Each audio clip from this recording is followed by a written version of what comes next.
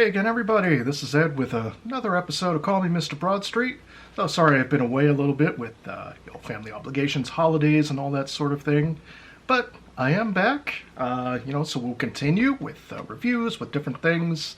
And this week, what we have is Luca Perasi, I hope I'm saying that right, Paul McCartney, Music as Ideas, The Stories Behind the Songs, Volume 1, 1970 to 1989.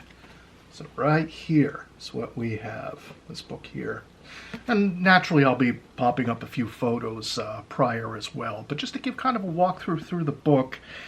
First of all, it's obviously not a chronological book. In other words, when you're reading through it, you can skip to any album you want to. I think it's very essential, and it's a very worthy follow-up to his previous book with the McCartney recording sessions from 1969 to 2013.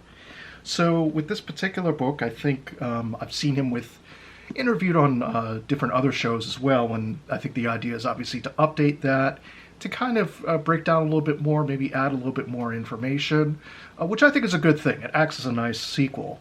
So Volume 1, it's basically breaking down the first 20 years of Paul's career, Paul's solo career. Again, a lot of good information. The basic breakdown is you have the albums themselves, you have associated singles, you have also just, unreleased songs during the time period, and he'll point out, obviously in the book when you're looking at it, he'll point out if it's unreleased, if it's been issued on a follow-up archive for whatever reason, or if it has yet to be issued for, again, there are different reasons. We don't know why. We don't know why with the archives. But we'll go ahead and do a little dive into the book here. So, page 42, this is just kind of a nice photo right here. Folks can see that. That's representing the early days, of course. That's around the Another Day time period of Paul's career. So that's very much the beginning. Beatles have just dissolved. It goes in chronological order. I'm sure I don't need to tell you that, but there it is. So it's a lot of fun. And just to do another little walkthrough on one of the other chapters right here, we have Pipes of Peace, but then right here we have Give My Regards to Broadstreet. I'm a little partial to that one. I don't know why. And yes, we're very high-tech on this show, by the way. Incredibly high-tech. But it just sort of goes into, different narrative of the album right here. Right there. Get the movie poster. Now, the movie poster I have yet to actually get for my collection. At some point I will. I'm working my way through some of the harder stuff. Then, of course, the first song right here. No More Lonely Nights Ballad. My number one song right here. My top McCartney song. It would take a lot to upend it as the top of my list for his entire career, in my view. So that's just me. And if I go through, when you skip ahead to Press to Play, nice little poster, by the way, here. I like this poster, this Press to Play here. That was also used for the, basically for the 1989 World Tour. So what happened was they were using that. They decided to go with that same image. Paul kind of had the same look at that point anyways, sort of the mullet going on. But also, again, you get other songs from the sessions. One in particular I really like, Hang Glide. And a little bit of a question in my mind, but I don't know why that wasn't released on the most recent singles box set.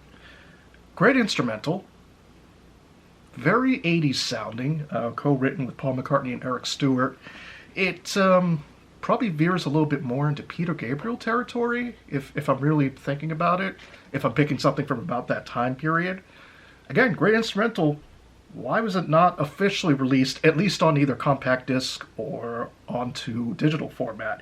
You can find it on the 12-inch single for press from 1986, if you want to hunt that down and get that for your collection. But again, always kind of puzzled with that. But it breaks down the recording sessions as well. Like, for instance, Tommy's Coming Home. That's from the Paul McCartney 2017 archive collection. I have yet to actually review that. I've owned it for a while. But here we go. See, this gives you an idea. This is the session people who was on it. Uh, Again, that's also another unreleased gem. I think I've said so in the past, but basically, if Paul and Elvis Costello had decided to do sort of a duets album, maybe not duets, but more of kind of like an unplugged style album, I think that would have worked. But again, essential book for your collection if you're a McCartney collector. I really think again it is a reference book. This is the reference book for now going forward, and I'm sure there'll be volume two, maybe a volume three, depending on how he wants to break it up.